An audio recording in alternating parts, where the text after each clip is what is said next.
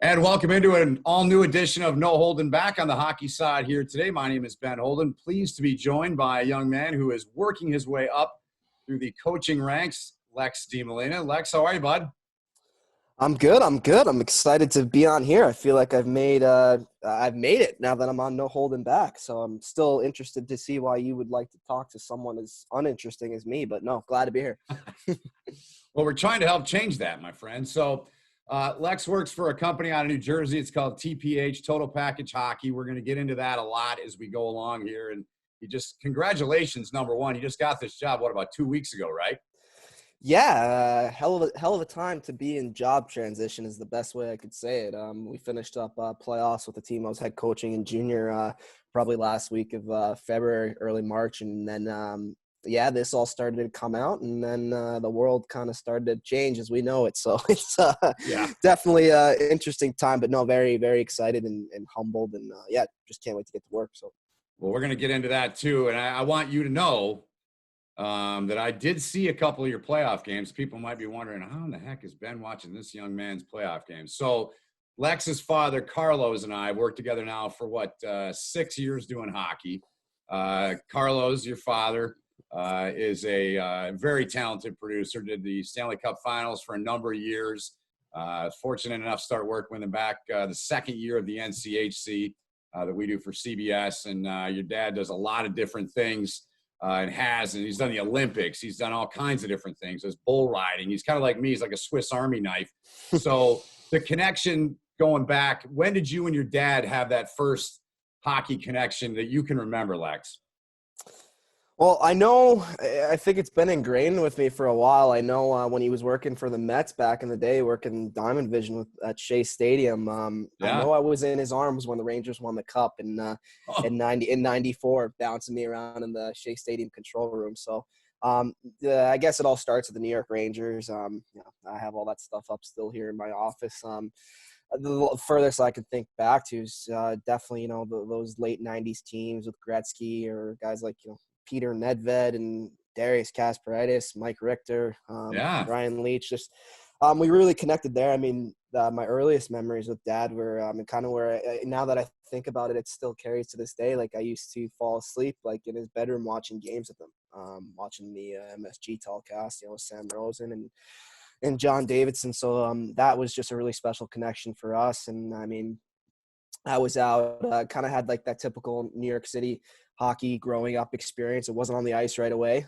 Started out kind of with roller and street hockey and driving. We lived in a condominium in College Point, New York, and Queens, and constantly out there on the tile, just banging pucks and annoying people. So that's kind of where hockey started for me. And then was very lucky. Mom and Dad started to drive me out to Long Island to start getting on the ice. But yeah, the journey really started with the Rangers and just my dad's always just been a student of the game. I mean, the guy's never played ice hockey. I got him on skates, 10 years ago now. But before that, he grew up in the Bronx, split time between the Bronx and Puerto Rico, and on roller skates, street hockey, and that's kind of his playing experience. But just his knowledge from just watching so much hockey and watching the game, he really is, I have to say, and I've been around some really brilliant hockey minds. He knows the game well, and he knows how to watch it and break it down on video. So I think that leads, that's what's led to a lot of his success. And I think that's what naturally for me is, one of the biggest things I enjoy about my job is getting to watch the game and cut video and teach it that way. And I think I've been kind of watching it in that aspect because of my dad since I was a kid. That's awesome stuff. So you obviously then played throughout your childhood, and how far did you take the game as a player? Yeah, had played, club travel hockey growing up. And then we actually ended up moving out here to Long Island. Just a little bit more opportunities to be on the ice. Always played for my school teams and stuff on top of club. And then in high school, played with my high school team and then started kind of playing, 18U hockey and, being around junior teams, wasn't on a team yet. Had an interesting, but always playing, always with teams, and kind of an interesting path. Ended up out of high school instead of going where a lot of my friends were going, and that was to play junior hockey or play another year of 18U and kind of work on things. I was always I wanted to go away, go to school. And the way I kind of always came up with, my dad was a little bit old school. If you're good enough, they'll find you, and you'll show yourself. And my situation, I didn't necessarily have a player development coach or a lot of development growing up, so I was always that kind of third, fourth line, special teams, hard worker. And Yeah. I ended up going to Salve Regina in Newport, Rhode Island. They're an NCAA D3 school. Phenomenal hockey program now. And when I had gone up there, this would have been 2012. Andy Boschetto, who's now assistant coach at Niagara.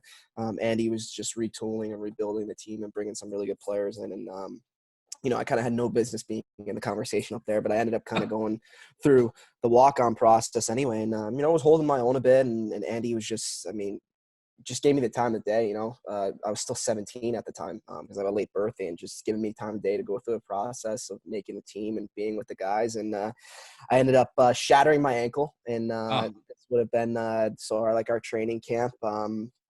Don't know if I would have actually ever made the team. I shattered it about a week before announcements were made, but just credit to Andy to this day, and just the team overall.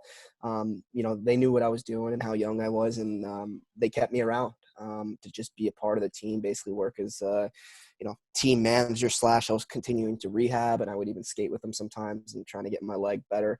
Had a taste of the NCAA, but that's also because I was hurt. That's where I kind of got my first started to kind of think about coaching and just being around the game and doing whatever it took to be around it. I was doing whatever the coaching staff needed. I was doing whatever my teammates needed me to do, whether it was, sharpening skates or, carrying tools around, taking a laundry bag. So doing whatever I could to just be around a great team. So that was kind of playing experience wise. I ended up, being a 17 going on 18-year-old and kind of going through a situation like that and still wanting to live the dream. It was, pretty upsetting to get hurt like that. And then your mind starts naturally thinking about, all right, what if I played junior? What if I got into better shape?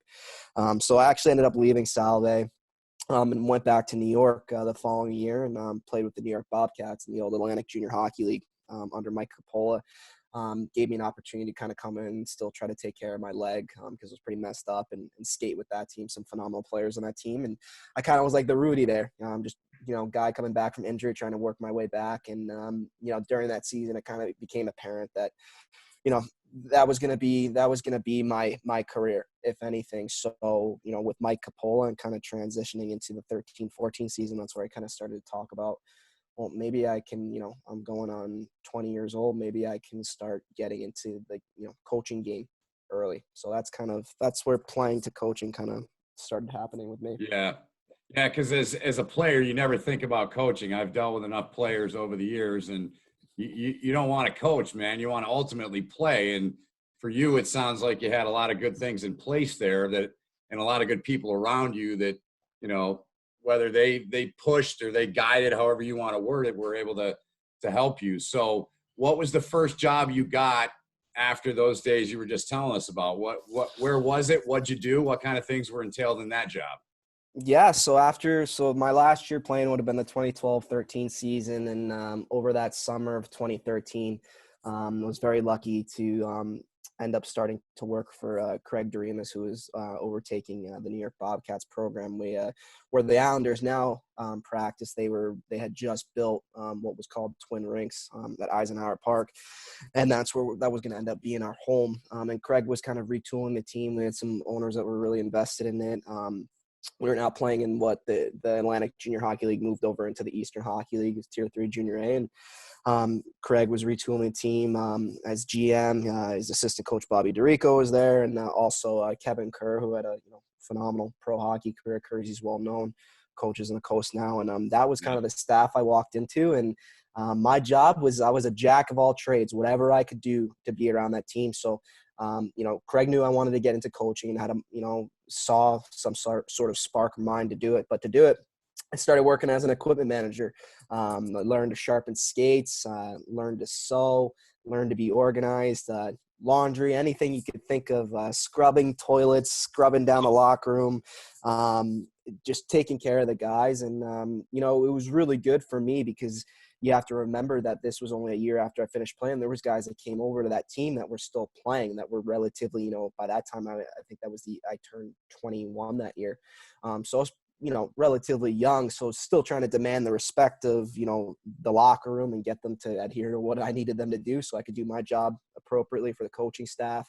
So yeah, a lot of grunt work, but it kind of taught me to be, tough, some alligator skin. And, they were always the coaching staff from, Craig, Coach Kerr, Bobby DeRico. At that time, Vinny Smith was there. Like they knew that I wanted to get into coaching. So they always took the time to, pull me out of the laundry room, pull me out of sharpening skates and show me some video and let's talk about stuff. I was allowed to go on the ice for practice, push pucks, see what was being talked about.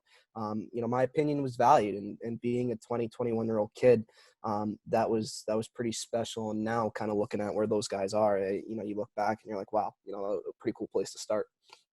Yeah, that's great. I mean, a couple things. So, I spent a couple years with the Rangers' current coach, David Quinn, and, he'd always get on me about certain things. But one thing he never got on me about was for not helping out. And, heck, I'd be one of the first guys off the bus pulling bags out, helping Dusty, our equipment guy, and, things like that. And you mentioned you felt your opinion was valued. I'll never forget the first time, because I sat right behind Quinny, obviously, second seat, left side of the bus when you're looking back. And he asked me one night, he said, "Benny, take a look at this. What do you think?" And I was like, wow, he wants my opinion. I'm just a radio guy, man. So I get that. And that's a great feeling when you get that from people that, have had years in the business and they're guiding you and helping you and taking the time to make you better. And that's awesome. I love your self-motivation. I mean, I remember a few years ago, it might've been right around that time you were talking transition between player, when you'd reached out to me about a bunch of coaches, and, I reached out to guys, and I could tell that you had a love for the game and a love to coach. And so from that position, where did you move to after that gig? Yeah, so I kind of started, moving up the ranks a little bit with the Bobcats organization there, and they gave me a little bit more responsibility. And kind of, I think by the last, year that I was there, which would have been 14, 15, I was kind of working as a director of hockey operations, intern assistant coach. But what also made that season pretty special, the 14-15, was again, through the relationship that I had with the coaching staff. We had an affiliate team in the USHL, the Muskegon Lumberjacks, and that staff was made up of some pretty special people. John, you're in the mitten. Yes, exactly. Yeah. So, so that staff had, John Van Biesbroek was the general manager, Todd Krieger, head coach. And then the guy that now today, when you ask me, I call him he's my big brother, slash, I don't know what I call him. Rich McKenna. He was the associate head coach in Muskegon, and just a phenomenal staff. Half that team, those guys are all playing pro hockey right now. But in 14-15, I was invited. Their equipment manager, who you've probably come across, he's the equipment guy at UNO, Jason Smits. He was working as the equipment guy in Muskegon, and Smitty was going to work the World Junior A Challenge that year in Saskatoon. So they asked me to come up from the Bobcats and basically help out, in the equipment room, take care of the guys, but also kind of use it as a little bit of a coaching internship and spend some time around, Beezer, Coach McKenna, Coach Krieger, Todd Robinson was there as well. And that's kind of where things started to get serious and skyrocket for me, because I kind of was around some, pretty heavy hitter players, some heavy hitter staff, and just kind of seeing what it took, to be there. And, I was only there for about a month and a half during the whole Junior A Challenge, and ended up coming back to New York. But like even during that time, that's where I got, I got an opportunity that summer and ended up working as doing the summer internship with the New York Rangers, working in the back, kind of under the title of coaching department intern, but helping out different things with the Rangers there. So that was kind of a big year for me. But then honestly, Benny, I think, it's good to, mention your trials and tribulations too, coming off that 14-15 year. The track was kind of to go back one more year with the Bobcats. It was going to be my senior year of school. I was on the 5-year plan. And I had a lot of learning and growing up to do, because for as much as I was doing a lot of things well, what I wasn't doing well was managing my time. When I'm around hockey, it's, 100% hockey. And I was in a situation though that I was still only 22, 23 years old. and kind of working full time with these hockey organizations, but also still had to finish school, and things were dropping by the wayside, whether it was academically, and then at some point, then all of a sudden you'd be like, crap, I have to do my academics, and then work would suffer. So Yeah. I had to make one of the hardest decisions, and it still is, I carry it with me today, but it's made me better. 15-16 season, I actually had to step away, resign from the Bobcats, and make a decision to go finish school and focus on school and manage my time better and get my head back above water. Tough decision, but best decision I ever made, because coming off that, came out with a degree. And then that summer I landed an NCAA volunteer assistant coaching position in Connecticut. So that's kind of where the college hockey path started for me, Benny. I went to Post University up in Waterbury, Connecticut. They played. Yeah. Your dad would talk about that a lot, man. I remember hearing about that. Go ahead. Yeah, so that Post was I carry a lot. That Post was just, now thinking back to it, because a lot of people would say, oh, it's not a huge name, Division III. It's an NA10 school. It's Post was probably the best place for me to ever start. Had a head coach there, Pete Whitney, who'd seen a lot in the game. A really good assistant coach there, Tim Richter, and just the biggest part of it was working as volunteer assistants, so doing whatever the staff needed, but to make money on the side. The Whitney family is involved with a player development company called IPH, I Play Harder Hockey. And that's where I started to cut my teeth, kind of working in the skill development side of things, and started to think outside the box, because I never was really exposed to that as a player. Everything was always pretty blocked learning and, camps and, things like that. Whereas this was kind of one-on-one, really breaking down players individually. And I got to work under Matt Whitney there, who's still there today. So I really started to understand kind of the makeup of players. We were working with, some NHL clientele down to the best, New England prep school clientele. And then even learning how to work with, 6 and 7 and 8-year-olds and Right. starting to build some applicable transferable skills there. So that was a huge part of the Post job. And then just being part of a team that was building a culture, because Post was new to the NCAA circuit. So being part of that and seeing what it took to go into building an NCAA culture. Again, you learn so much that first year. You kind of feel a little good about yourself that you're on an NCAA staff. And, Coach Whitney's very humble and a straight shooter, and he really taught me again. And he's also not the guy that's just going to come, tell you you're doing great all the time, or, hey, you're you're going to work. And, sometimes it may not always be noticed, but that's the way it works in the real world. So again, I steal this line from Rich McKenna all the time. I learned to have alligator skin there, and you're not always going to get, rewarded or anything like that. You just keep doing your job, and kind of really learn to be an adult there within the game and communicate with players. And then, after that year, so that would have been, I think, 16, 17. Then I moved, I took the jump from the East Coast, and I went out to Duluth, Minnesota. We were actually, our school, University of Wisconsin Superior. It's in Superior, Wisconsin, and taking it back when we were talking about Muskegon, their associate head coach Rich McKenna, he ended up taking a head coaching job there and rebuilding that program. I mean, a really historic program. Lots of guys that played hockey out there, just in a great hockey area, in Superior and then Duluth.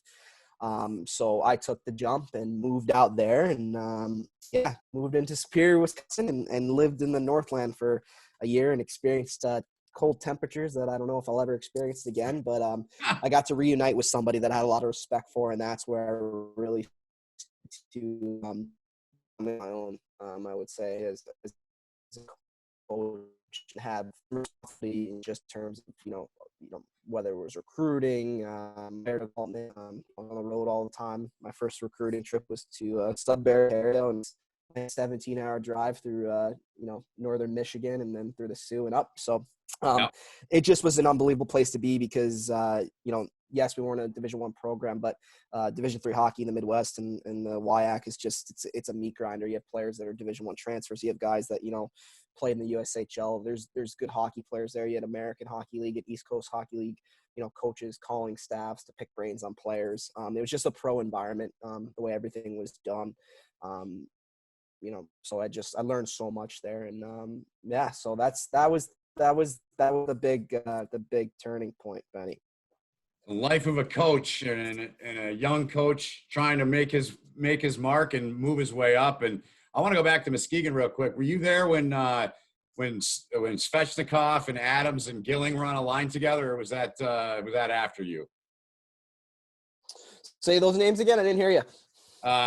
Svechnikov, Casey Gilling, and Colin Adams. Were you there then? That was after me. Colin Adams had just, when I was there, Colin Adams was a call-up from either he was coming up from the North American League or he may have still been playing, U18, U16. Our team was made up of, this name, our captain there, Christian Wolanin. Who I know Christian real well. Yeah, so Wooly was there and welcomed me with open arms. A lot of great players there. Griffin Molino. I remember him well too. He's a hell of a skater, that kid.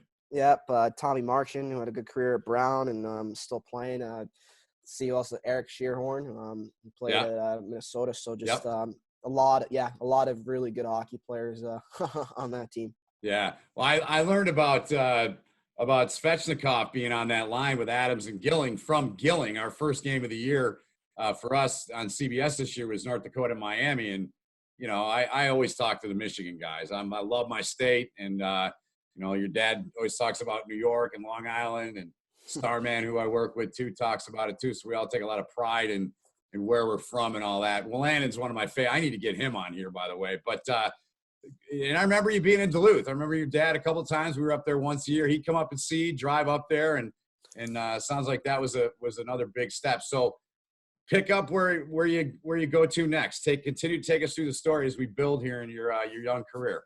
Yeah, driving all over the place. So finished up there in Duluth, and I honestly, I still to this day, like I could be working right there. I'm working under Rich. That my trailer or whatever is parked in that guy's driveway for the rest of my life. Just his family, his kids, his wife, everybody. They became my family. Rodney Graham, the assistant coach there. So I didn't want to leave after the 17-18 season. I wanted to stay, and the plan was to stay. I actually left everything up there and I came back home just to see my family back here, and was going back doing recruiting through that whole summer. But Rich was always a really big proponent of, he knows how hard it is to be a young coach and you're not making a lot of money, if any. So always pushing me to interview for jobs and seeing what's out there and stuff. So over that summer, kind of had my ears open a little bit. Ended up getting an opportunity to go work as a graduate assistant at Stevenson University under Dominic Dawes. Phenomenal staff down there. And I went, moved from Duluth, and everything got shipped up in September, and made a quick change, and went down there, kind of living in the DC Baltimore area.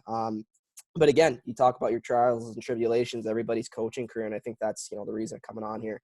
Everybody's career is not always pretty, and it's a feel-good story. Like, you go through a lot of hard things, and it's how you handle it and be honest with yourself when you screw up or mess up. And I think I definitely jumped into that situation of I was happy in Superior, and I think I made a move coming back to the East Coast because there is a little bit education, money involved, but it happened so fast. I didn't think it out enough. But also, it's about being honest with yourself and getting a feel. And at that time, I was kind of just going through some health stuff, and I ended up still jumping into Stevenson. But, by November, that would have been 18-19 season, I just wasn't, again, lovely staff there. Dom Dawes, Tom Peffel there. I loved it. Great institution. Just wasn't the right fit for me academically.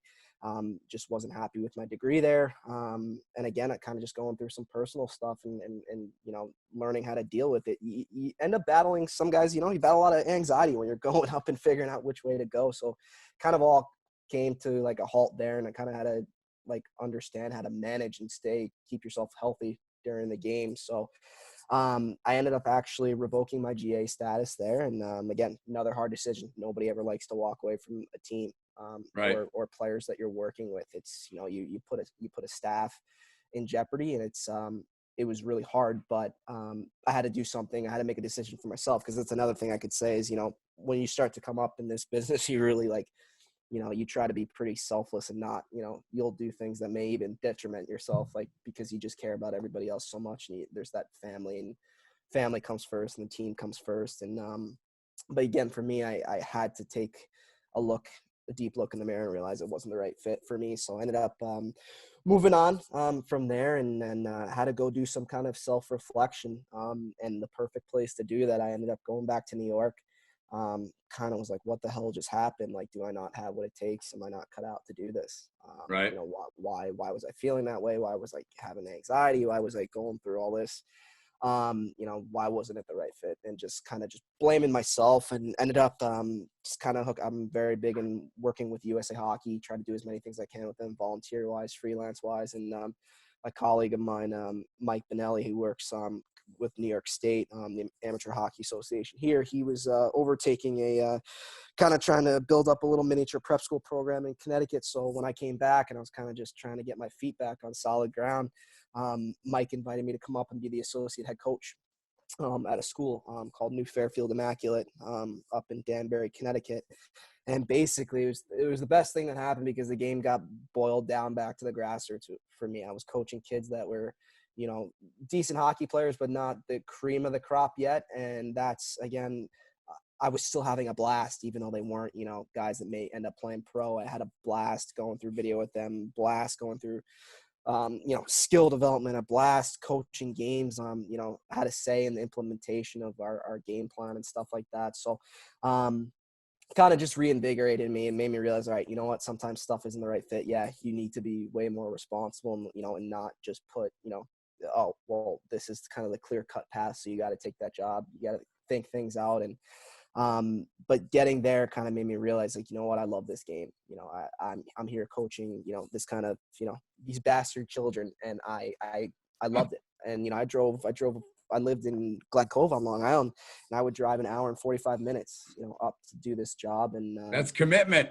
It was phenomenal. And yeah, from there, that's where just ended up doing a lot of USA Hockey work. Just because that was what I could do. Ended up going and working at the Select 17 camp, up with a lot of mentors, up in Buffalo that summer. And just doing all that, ended up getting a call from Mr. Ron Kinnear here on Long Island, offering me kind of an interesting opportunity. There was, you know, I had a couple of feelers out about, you know, kind of jumping back in as an assistant at the D3, you know, level, or a couple other things. And Ron Kinnear called me, and he offered me an opportunity to come cut my teeth as a head coach at the Tier 3 junior level here on Long Island. You know, at the time there was no Tier 3 junior A team out here.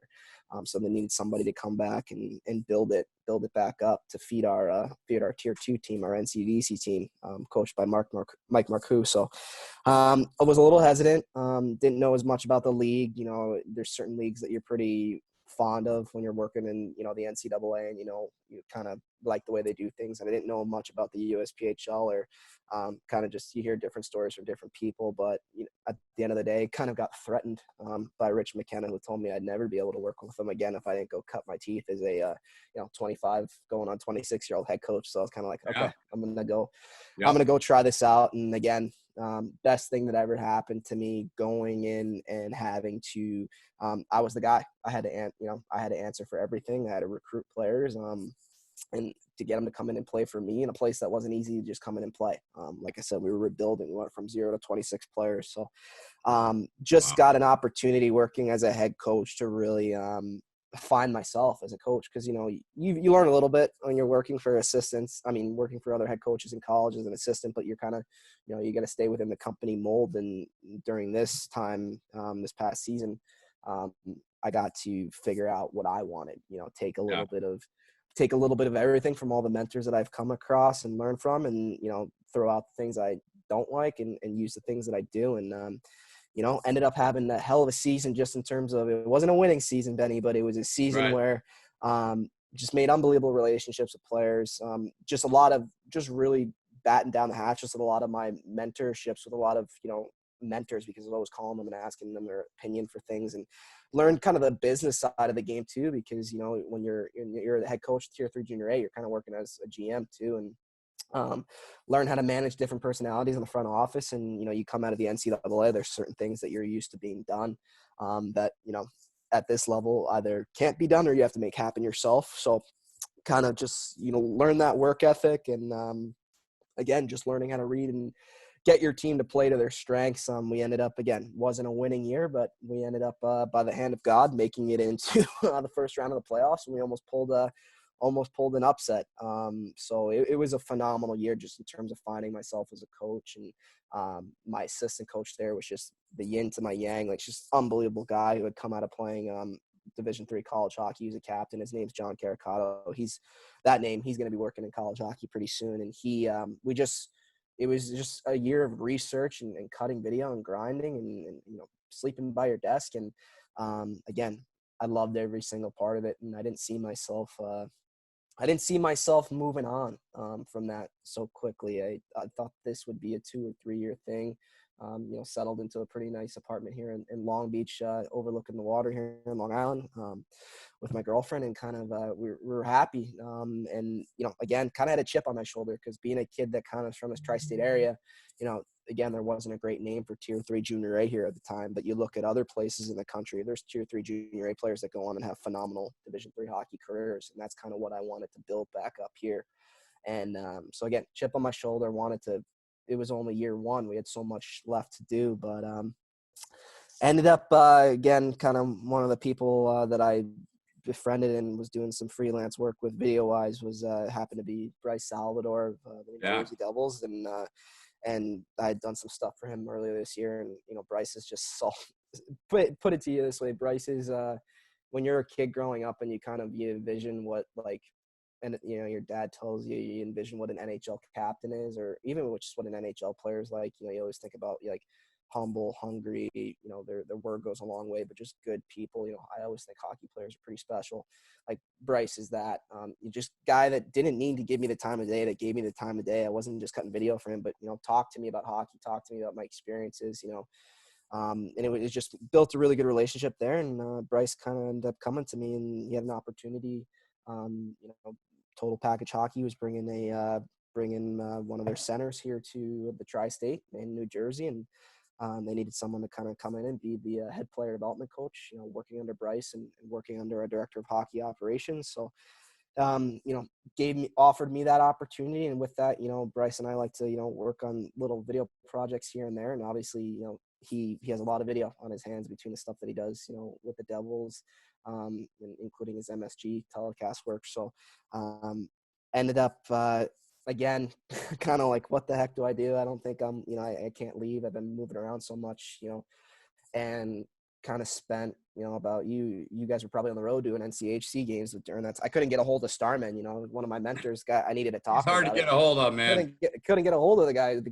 So talking to a bunch of other people just about what to do and is this the right thing. And again, it kind of came up, well, you gotta do something for yourself, and this is a pretty big deal to be able to put your foot in the door with the people that are going to be involved in the operations of TPH, and also just getting John Van Beesbrook said it best to me. It's like you get an opportunity to have a playground of player development, and and I think that's the biggest thing for me. If I could say anything right now, it's that my goal, I want to work, on the highest level capacity staff I can, whatever that may be, even if it's back, folding towels, I don't care. I want to be around. For me, it's not about, having that head coaching moniker or anything like that, or even assistant coach. I like being around guys that I can just learn from. And I would say that was the biggest thing that I missed this year. As much as I love being a head coach and learning, I missed being able to just chalk talk it with, guys that had higher level minds and had been around it more. So to be able to walk into a situation now with the just unbelievable staff that's involved with the entire TPH program organization, and then obviously kind of working right underneath, a new mentor in Bryce, it was really a no-brainer. And then it took some people to tell me, like, again, lose my number if you don't take this job. So I heeded their advice, and yeah, that's now where I find myself, is embarking on about to embark on something a little bit different here. Kind of, it's still coaching, but it's not, we're not talking as much X's and O's or game plan. We're working on taking individual players, and they're pretty good, the kids that are going to be coming in, and building them up. So it's going to be, again, this what we're going through right now in our society and the world. It sucks, But the one thing I could say is that there's a lot of hockey coaches at home right now. Yep. And, you're at home right now and getting the Yep. opportunity to be able to call these guys in your network and be able to research and pick brains. And that's kind of what I've been doing right now. And frankly, I think that's why I had this job. I'm not anything sexy. I'm not, I know that I'm going to research the heck out of what I'm doing with this job. And there's never going to be anything that's black and white. Every player is individual. And I'm going to talk to as many people as I can and kind of just try to study the game a little bit and try to, communicate what I learn to my players and obviously add, my own twist to it as well. So that's where I find myself now, Ben. That is awesome, man. Lex DeMolina is joining us here for a couple more minutes here. And a lot of things to take away from what you're saying, Lex. I mean, I will say this. Your dad this year, we had we didn't do as many games this year as as we have in past years, and that's fine. It is what it is. But I could have taken a salad fork and poked your dad at dinner, and he would not have stopped watching your games. I know you know this. Maybe you don't. But to watch him, I mean, I have an 18-year-old college freshman, and to listen to you talk, the conviction and, just the strength and the belief that you're going to get there. And I'll say this, I've been in broadcast for over 25 years. And your dad's been at it a long time too. And you're doing the things that I tell young people to do in my field. I don't think it matters what field you're in. That is, be versatile, be as well-rounded as you can, and do as many things as you can. And look, brother, I understand. I've been around the game long enough, played it, and been at a lot of different levels. You've done everything you can in terms of all the things that encompass being around a hockey team. So whatever the ultimate goal is for you at the end of the day, I hope you get there. Just one more thing I want to talk with you about. Describe to us specifically what you're doing with Bryce and with TPH. What is your main role there with the development side of things now that you're doing? Yeah, it's pretty special. So TPH stands for Total Package Hockey. Started in 2001. Basically just the way I would say it is academics, mentorship, and hockey. We're kind of making real people. It's not, this model where you come in and let's just look at all these crazy fancy drills and right. Then you pan over to a game and the kid disappears. It's kind of making a well-rounded human being, which is something that's really big for me and all the teams that I worked for. Right. So now to be able to have that platform where we're kind of doing that, academically, having mentorships with our players, and then, combining hockey with that. TPH, it's pretty broad just in terms of the company. There's different platforms. There's, some TPHs, they manage hockey associations. Some TPH stuff, it's just straight up, camps or elite teams that they take to showcases and tournaments. But what I would say, and what we have in Jersey, we have the Hallmark, which is their COE, which stands for Center of Excellence. And that's where it's an academy model where players come in and, they're with us basically through an entire school year, coming at 8 a.m. They're going to school. But it's in a selective school environment. So it's not for everybody. Some kids need to be around, a regular school setting. This is for kids, honestly, Ben, I would say kids like when I was growing up, I did my best work in school and in high school and I was playing when I got to be, or I knew I was about to be, around my dad and guys like you, like being able to have the luxury, when my dad was working NHL and NBC, being able to go into Madison Square Garden, or knew you were traveling with dad that weekend. Like, I made sure I got all my work done. I made sure I dressed right. I emulated myself about, on how NHL players talked and shaking hands and just how to be a good all around human being. And then, but then that's also where I would love going in and doing the extra work, stick handling, things like that, because I wanted to carry myself like the best of the best. And, I think that's where TPH is, Center of Excellence is a pretty selective environment. If you're a kid that, wants to be the best you can be and loves the game, because that's the biggest thing, I think there's a really good staff at TPH New Jersey and some pretty heavy hitter names involved, but that's not what makes it special. It's the kids that, hey, they love the game so much that they want to be around it all the time. When they're sitting in school, all they're thinking about is getting to the rink. Well, now we provide the opportunity where they can come in.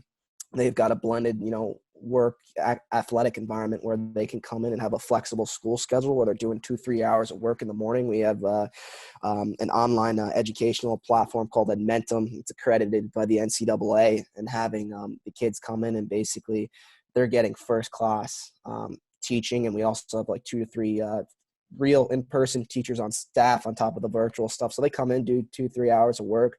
Then we're on the ice. Then they're working off ice with our strength and conditioning coach. Maybe on the ice for another session, then back upstairs, academically. So, they get the environment where there's hockey involved, but they have people like me walking around as the head player development coach there. That yes, I'm going to be doing stuff with them on the ice, but I'm also going to be upstairs with them. Hey, let's make sure we get our schoolwork done. Yeah. But I think they're going to be motivated to do it because it's a first class facility, and again, that being successful in the classroom, that leads to your success on the ice.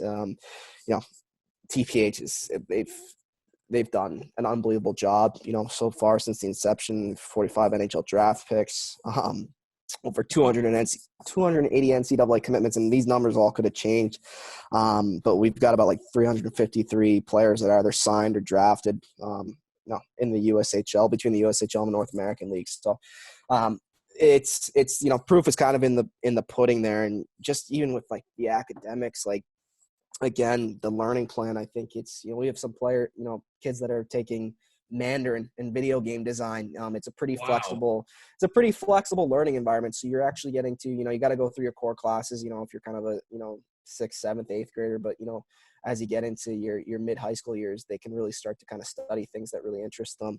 And I think I would say 90% of our athletes maintain between an A and a B average. And I think like the national, I'm throwing some numbers out at you here, but the national SAT scores about on average is like a 1068.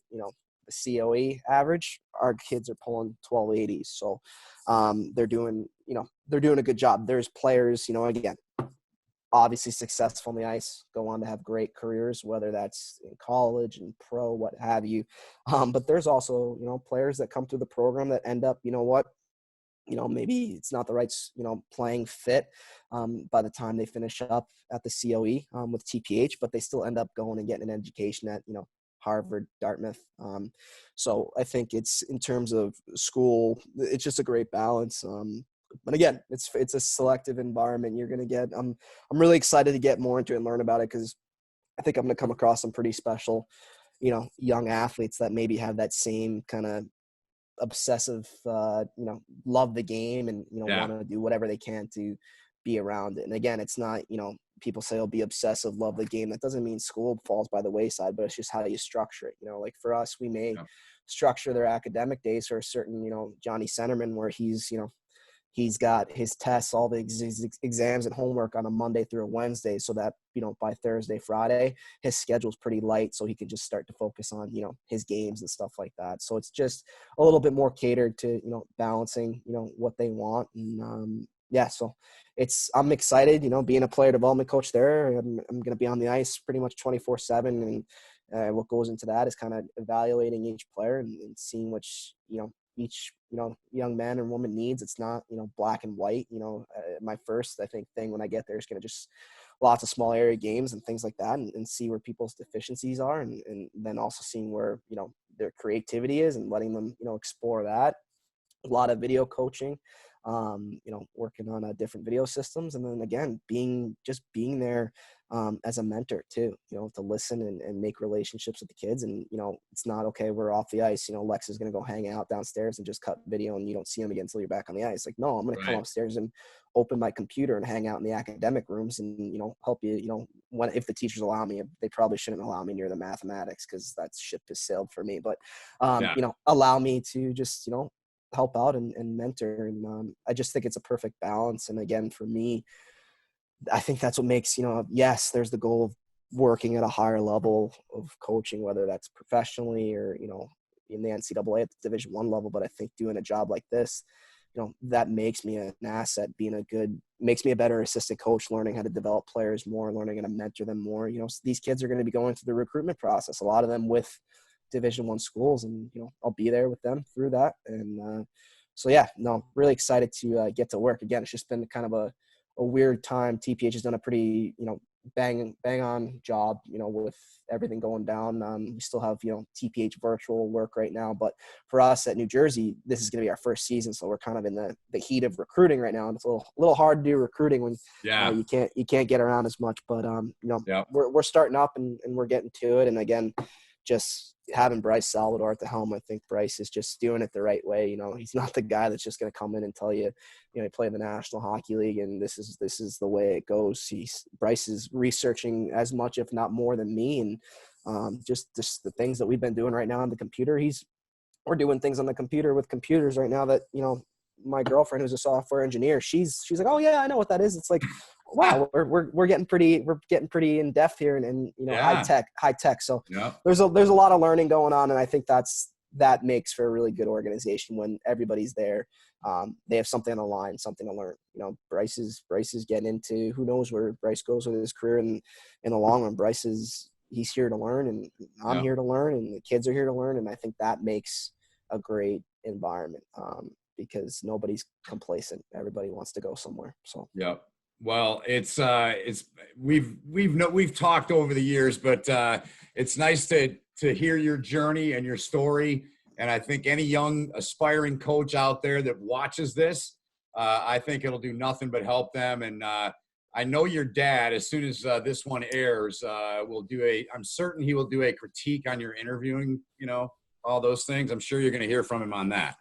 Yeah, I'm sure he's going to have a lot to say. I have a lot of things to say about him, though. So, that's all right. We'll do another one on that another time. How's that? Yeah, no, I think that would be great. I definitely would like to open up on that guy a little bit.